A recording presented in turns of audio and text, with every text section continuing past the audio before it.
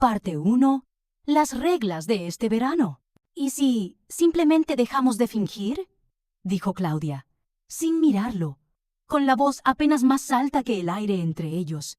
La frase quedó suspendida unos segundos en la cocina, como si nadie supiera a quién pertenecía.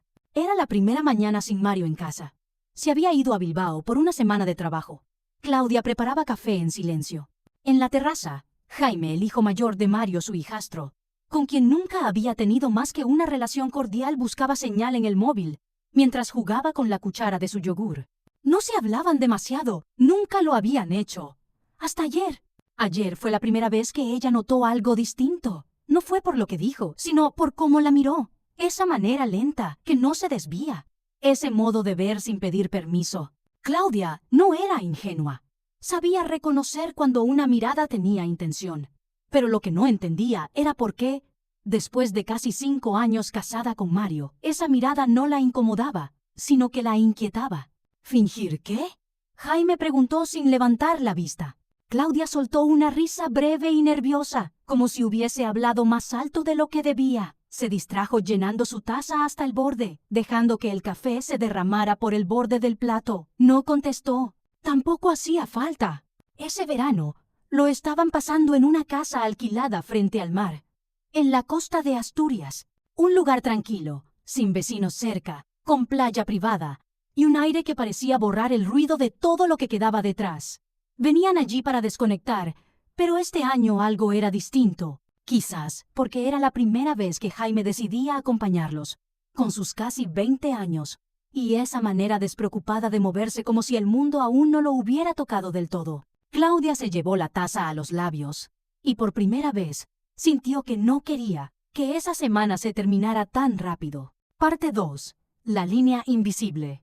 Esa misma tarde, Claudia decidió salir a caminar por la playa. Necesitaba aire, pero sobre todo necesitaba pensar. La casa estaba demasiado silenciosa. Podía escuchar hasta el sonido de su propia respiración. Jaime seguía en la terraza, leyendo algo en el portátil, con los auriculares puestos. Cuando ella pasó frente a él, apenas levantó la vista para decir: «Voy contigo». Claudia no supo qué responder. Asintió y siguió andando por el sendero que bajaba hacia la arena. El sol empezaba a caer y el mar se veía tan inmenso que daba vértigo. Jaime caminaba a su lado, a medio metro de distancia, con las manos en los bolsillos y esa calma que parecía desafiarlo todo. «¿Por qué dijiste eso esta mañana?», preguntó de pronto. Claudia fingió no entender. «¿Qué cosa?». «Lo de fingir», dijo, girándose hacia ella. Sus ojos oscuros eran directos, pero no había arrogancia. Solo una sinceridad que la descolocaba. «Fue una tontería», respondió, casi susurrando. Caminaron un rato en silencio. La brisa fría le erizaba la piel a Claudia. O tal vez no era el viento. Cuando llegaron a las rocas, Jaime se detuvo y apoyó una mano en el muro de piedra que separaba la playa del bosque. «No me pareció una tontería», dijo. Y en ese instante, sin pensarlo demasiado, Claudia sintió que la distancia entre ellos desaparecía. Era como si el verano, la casa vacía y el mar se hubieran aliado para empujarla hacia un lugar del que no habría vuelta atrás. Ella respiró hondo, buscando algo que la anclara, pero lo único que escuchó fue el sonido del mar y su propio corazón acelerado. «Deberíamos volver», dijo, rompiendo el momento. Jaime sonrió apenas. «Si tú quieres». Mientras regresaban, Claudia se dio cuenta de que ya no podía fingir que nada estaba pasando. Parte 3. Esa mañana, Julia se quedó más tiempo frente al espejo, con el cabello aún húmedo y una blusa demasiado entallada para lo que solía usar en la oficina. Aitana, que terminaba de desayunar en la cocina, la observó de reojo sin comentar nada. Esa tensión sorda entre madre e hija se había vuelto rutina. En la galería, Marcos ya estaba con el portátil abierto. Julia sintió ese leve temblor interno que le nacía cada vez que lo veía concentrado, como si su sola presencia fuera un territorio prohibido que la atraía sin remedio. Fingió revisar unas carpetas, pero él la miró. «Solo un segundo». Apenas un cruce de ojos, pero bastó. «¿Vas a comer aquí hoy?», preguntó él, sin alzar demasiado la voz. «Depende. Si terminamos a tiempo con el nuevo catálogo, quizá me escape a casa», respondió, sin saber muy bien por qué esa frase sonaba a excusa. Durante el almuerzo, En el pequeño café junto al vivero, Marcos rompió el silencio. «Sé que esto no es normal», dijo sin rodeos, «pero tampoco lo que siento lo es». Julia se quedó inmóvil, como si sus palabras hubieran detenido el tiempo. El bullicio del café se diluyó. «No siga», susurró ella, pero no con firmeza, sino con miedo. Miedo a admitir que pensaba igual. Marcos la miró con una mezcla de certeza y duda. Julia se levantó y se fue sin terminar el café. Horas más tarde, ya de regreso en casa, Marcos tocó suavemente la puerta del estudio donde ella intentaba trabajar. No dijo nada, solo entró y se quedó quieto. Julia, sin mirarlo, cerró el portátil con un clic seco. El silencio se alargó. No hubo palabras, solo ese impulso ciego que ninguno supo frenar. Un beso robado al borde del abismo, sin detalles, sin planes, solo el error anunciándose a gritos. Y al otro lado del pasillo, Aitana, de regreso antes de lo previsto, los vio sin querer. No dijo nada, solo se quedó ahí, mirando, y el silencio se volvió otra cosa. Una amenaza, una grieta, un antes y un después. Parte 4. Aquel sábado por la tarde, Paula se encerró en la cocina. Cortaba verduras sin hambre, solo por tener algo que hacer con las manos. Cada sonido del cuchillo era un eco de lo que no quería escuchar. La risa de Jorge en el salón, viendo una película con Mónica.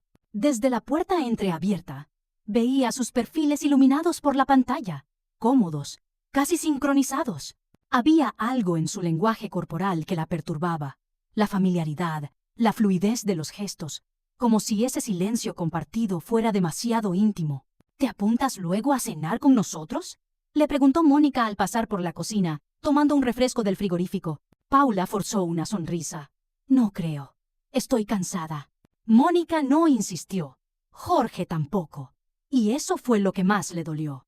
Más tarde, cuando ellos salieron, Paula se quedó sola en casa. Encendió una copa de vino y se sentó frente al espejo del tocador. Se miró largo rato, buscando en su reflejo alguna pista, alguna señal de cuándo había empezado a perder terreno. Los días siguientes fueron aún más incómodos. Jorge apenas estaba en casa. Siempre tenía un motivo.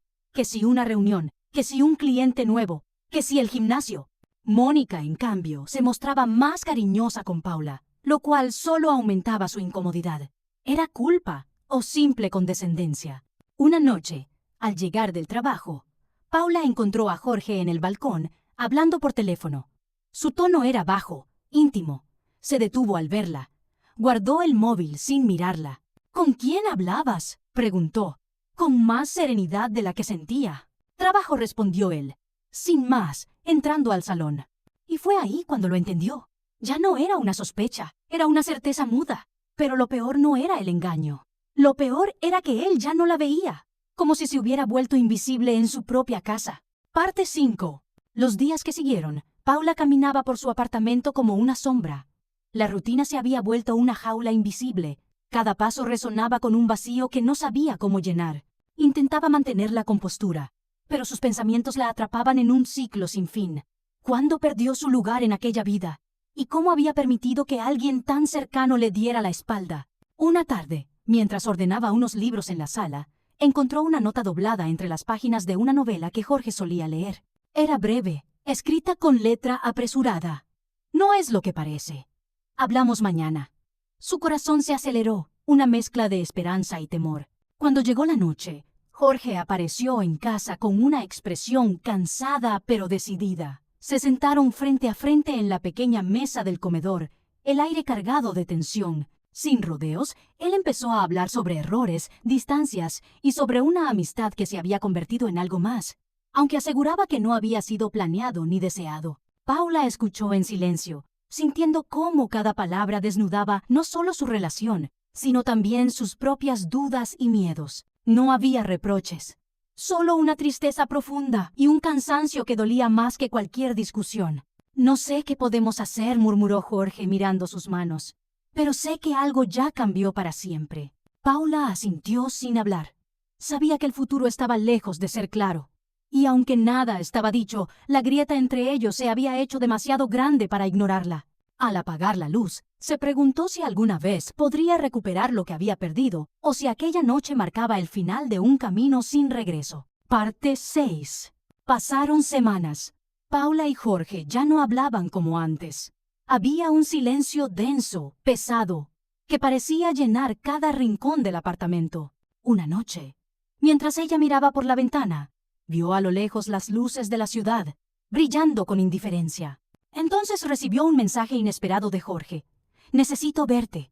Dudó, pero algo dentro de ella la empujó a responder.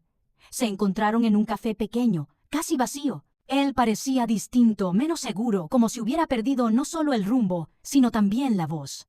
«No quiero que esto termine así», dijo él, con los ojos brillando bajo la luz tenue. «No sé si podemos volver atrás, pero tampoco quiero que te pierda». Paula sintió un nudo en la garganta. Por primera vez, la distancia entre ellos parecía no solo física, sino también emocional. Había espacio para la esperanza, pero también para el miedo. Salieron a la calle, caminando sin rumbo, dejando que la noche los envolviera. En un instante fugaz, él la besó, suave, casi implorando. Fue un beso diferente, cargado de todo lo que no se había dicho. Pero al separarse, Paula supo que algo había cambiado para siempre. No era un final, ni un comienzo. Era un punto suspensivo, una pausa incierta entre lo que fue y lo que quizá nunca será. Y mientras la ciudad seguía viva a su alrededor, ella comprendió que a veces el mayor acto de amor es dejar ir, sin certezas, con solo la promesa de seguir caminando, aunque sea en direcciones distintas.